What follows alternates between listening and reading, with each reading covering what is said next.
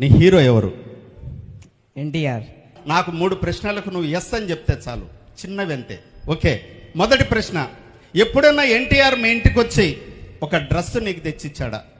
అది పట్టుకొచ్చి. లేదు. ఓకే. రెండో ప్రశ్న, ఎప్పుడైనా ఎన్టీఆర్ మీ ఇంటికి వచ్చి ఒక చిన్న పుస్తకం, ఒక పెన్ ఇచ్చాడా? లేదు. ఇవ్వలేదు. నీకు బాగలేకపోతే ఒక్క గంట సేపు నీ దగ్గర కూర్చొని నీ అభిమానిగా నీ పక్కన కూర్చొని పోయాడా ఎన్టీఆర్? రాలేదు సార్. లేదు. ఓకే, 3 ప్రశ్నలు న్యాయంగా అడిగాము.